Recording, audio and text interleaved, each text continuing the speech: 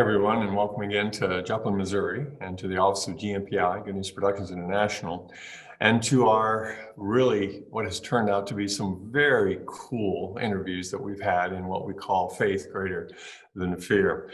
You know, since March, it has been a new world, and it continues to be revamped and remade and recalibrated. And so we are asking people of faith to join us and say, what is their story? How are they coping? How are their families? Let's get personal and up close, but then also some of the ministry components or business avenues. And so today I've got a really good dear friend, Denise Beck, with us. Welcome, Denise. Thanks, Mike. Thanks so much for having us. I'm excited about this. Absolutely. So, Denise, tell our audience just a little bit about yourself, your family, your wonderful family, and also at the end of it, some of the exciting things of news that happened in your family during this COVID time. Okay. Yeah, well, yes, actually, Mike and I are neighbors. We don't live very far from each other, but we've been friends for quite a while. My family, I am married to Josh Beck, and we live here in Joplin. I have 4 kids, but we served in Africa for 5 years, South Sudan and Uganda, and that was really where our hearts connected with Mike and GNPI, and just continue to be friends since then. Currently, my husband serves as executive pastor at College Heights in Joplin, and I get to be the executive director of an organization called Velvet Ashes, where we minister specifically to women who are serving outside of their passport country, just giving them courage to thrive where they are. We feel like women make up about 75% of those who serve overseas, and if we can impact them to stay and be effective, we're going to really push the boundaries of the kingdom all over the world. So that's where we focus. I do have 4 kids, and I really have to, don't open invitation me to talk about them because I just love it. It's one of my favorite things to talk about. But a fun thing, we did have to experience, not have to experience, we got to experience a COVID wedding this summer, and all of those things that you work through trying to figure out how can we pull this off where we don't endanger people. We still get to experience this with our friends and family. And so we decided to just do it really simply at my home, and it was just perfect and lovely, and it was a great memory, and I've got a wonderful new daughter-in-law now, so it's been definitely an interesting season, but a really good one for us as well. Well, good. And I know there's so many that had large plans on a great wedding and a great plan that was all set in motion, and it just dissipated. There's a loss there. Talk to us a little bit about what you, your family, and others maybe, and how you processed, because you're people of faith. How did it go? We can roll with this. It'll still be great. What were some of the things that came through your minds and hearts of you and your family? You know, Mike, one of the things that I feel like even recently, as I still process loss, we're still processing. We don't know when we can plan on things again. And I think that that's a constant loss to be processing through that. And one of the things I feel like that has really been a discussion around our table is the fact that when we're close to Jesus, and if you look throughout the Bible, those who were close to them experienced lives that were disrupted. There was nobody that rubbed shoulders with Jesus or interacted with him personally that he didn't ask to totally turn their lives upside down. And yet we have this thing inside of us that craves for normal, that craves peace, that craves predictability.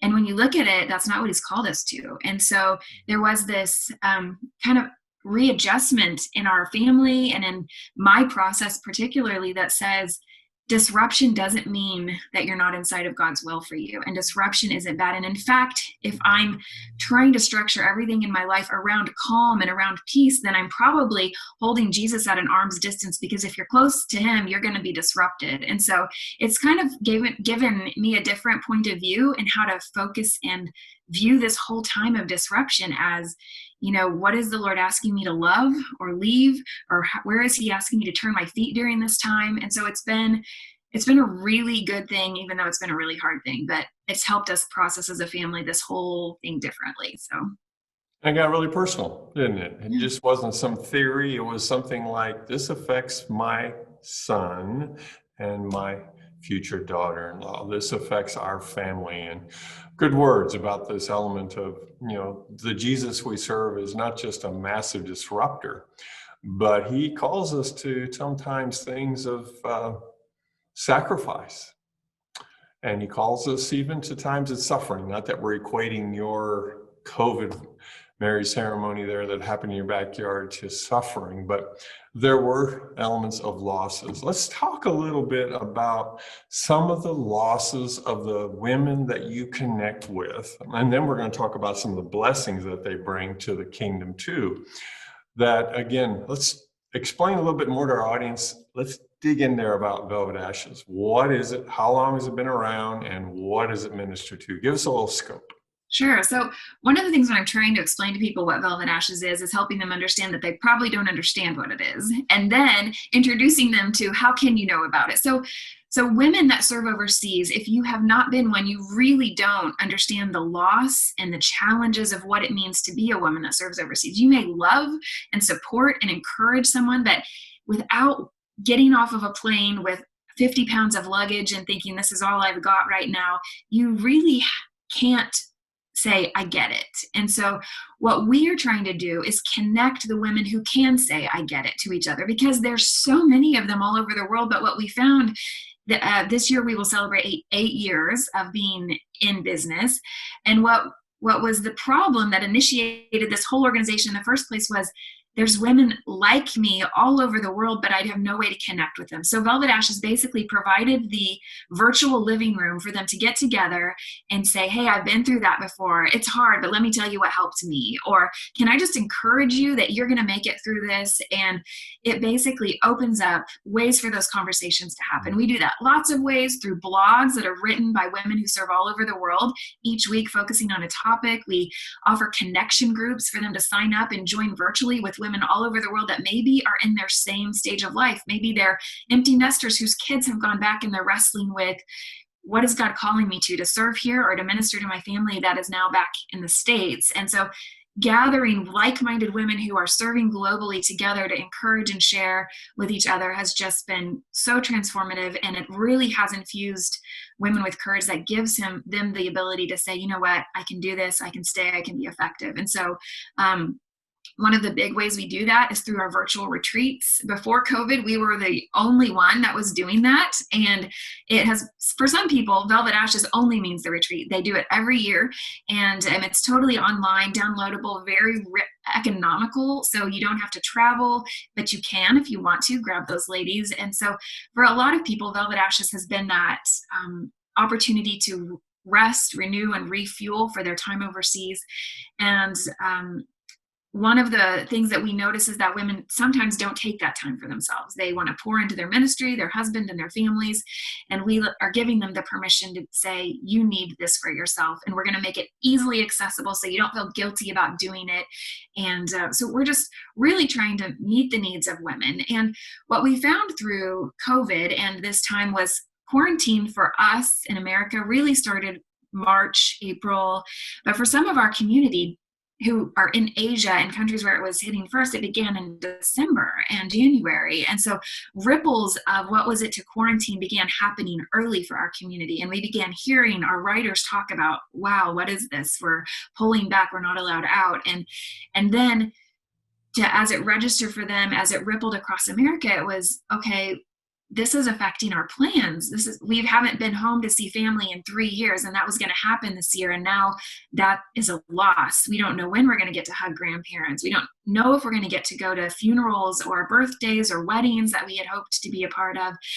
On top of our finances, we really needed this time back in the States or wherever we're from to do fundraising, to continue the work. We had a big initiative coming up, and we planned on being able to share that.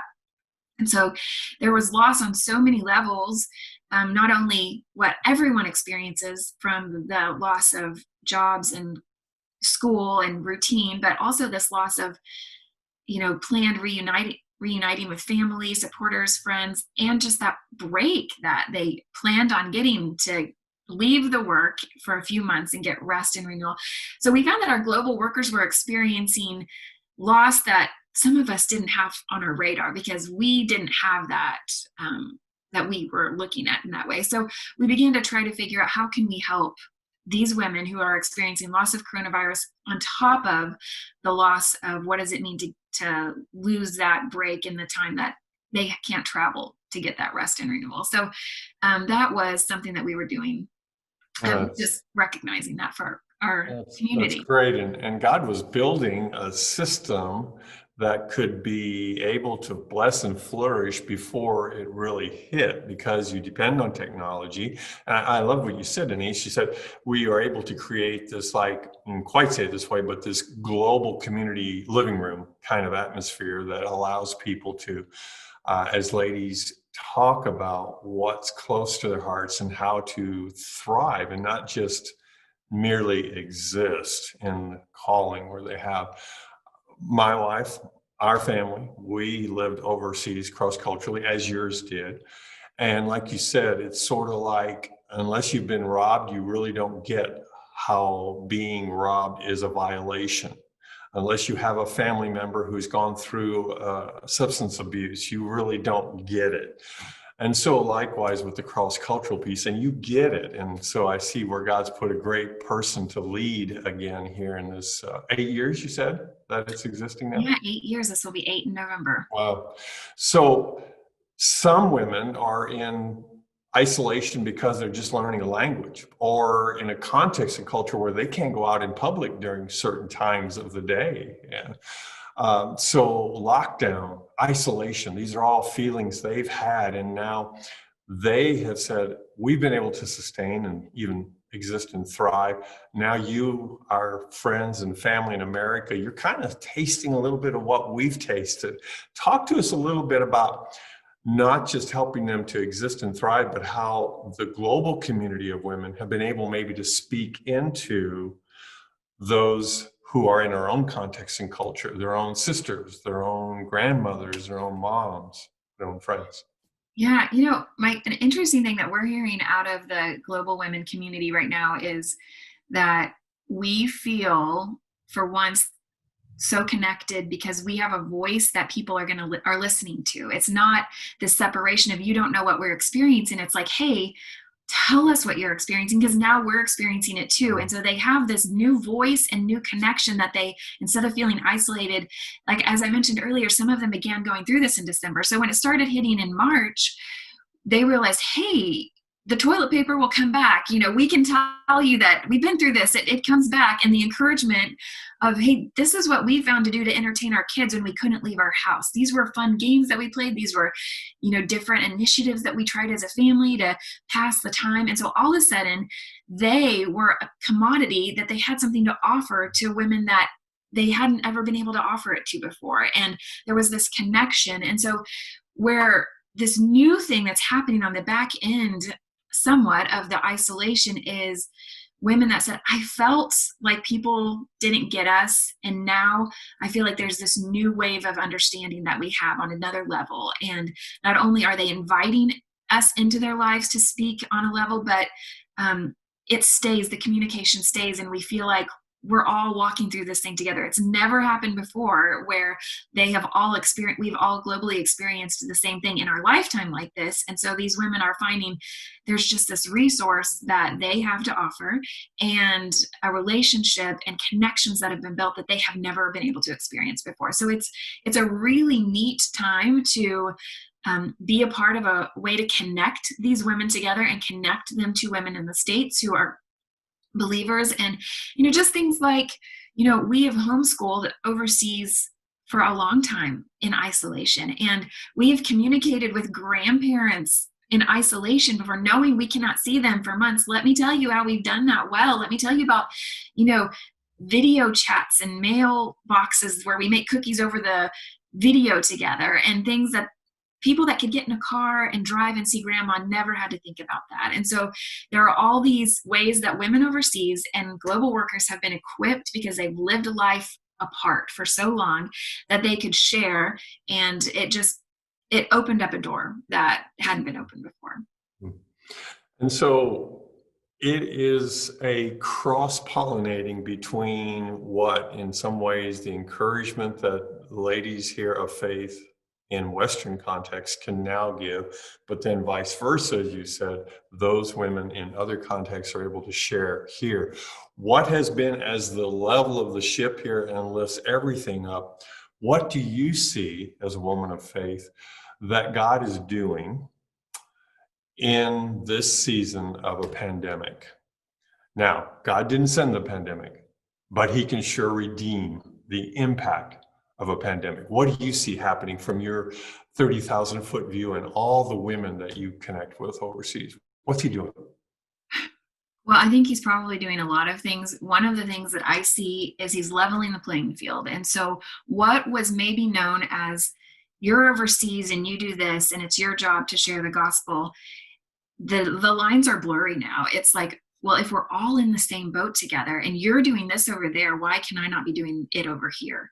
And so the idea of sharing the gospel, of sharing your faith, of living your life openly, I think the doors are being opened to a missional life no matter where you're at. And so I'm excited to see how that impacts the kingdom. I'm excited to see maybe people who have never considered going before realizing, well, if I've been living that way here, then actually I'm not afraid of it anymore. Why couldn't I do this overseas somewhere? And challenging them to think differently because of what they've been through right now. And so I don't know what the future holds, but I definitely know God uses all things for good. And I think we could definitely see people empowered and encouraged to look at how can I live my life more missionally, and does that take place in a different location? Well, Denise, you epitomize what the whole series of episodes are, faith greater than fear. We sense that. I hear that in your voice. I've always known that with you and your lovely husband, but uh, as you've continued to grow in your leadership, as we unfortunately got to start landing this plane and bringing our time together, what words of encouragement or add admonishment or just something that would give a lift today to the women who are listening to our program here and say, hey, this is what if I could say something in your living room, this is what I'd share with you. What's from Denise's heart? Well, one of the things that I found was really timely was when we were planning our retreat for this year for Velvet Ashes, we were led to Habakkuk. And at the end, where Habakkuk is saying, all of these things aren't what I thought they were going to be, but yet I will celebrate, yet I will rejoice in the Lord. And I feel like that's just the theme for this year, for me, for Velvet Ashes in general, but also what an encouragement to anyone to say, you know what, this is not the year I thought it was going to be. But that doesn't mean that I cannot celebrate the goodness of the Lord and look for those things to celebrate. And when we have a mindset to celebrate what he's doing in all of this, I think it changes our whole countenance and our whole outlook as we face the unknown of the future. Great words. And so if anyone who would know someone overseas, where would you send them to? Where should they look up? Right now, Velvet Ashes, we have a really packed fall. And so I would send anyone who's considering going overseas, wants to support someone well who's going overseas or is overseas, go to velvetashes.com. We actually are just rolling out an unplugged retreat, encouraging women to take a break from their screens and get away with just their Bible. And that's coming up. And we've got a webinar coming up in a couple of weeks too about how to help your kids through the transition of this year when they start acting out. And so we've just got resources like that all the time. So velvetashes.com will get you hooked up. Great. Well, Denise, great to connect with you and everything. And so blessings to your family and from all of you today watching this. If you've been blessed in any way by what Denise has shared, please go check Velvet Ashes and see what they're doing with other people around the world. We are the body of Christ locally and globally, and we hope you felt that today as we've heard Denise describe some of the things that God has put in place with technology to bring lift and encouragement to the global body of Christ. So if you've been blessed, we probably are pretty assured that others would be blessed as well. So share it on your social media channels. And again, if you have any questions, get a hold of Denise in this regard. But again, until next time, blessings from Denise Beck and myself here at GNPI, and have a great day. Until next time, when your faith will be greater than fear. Bye.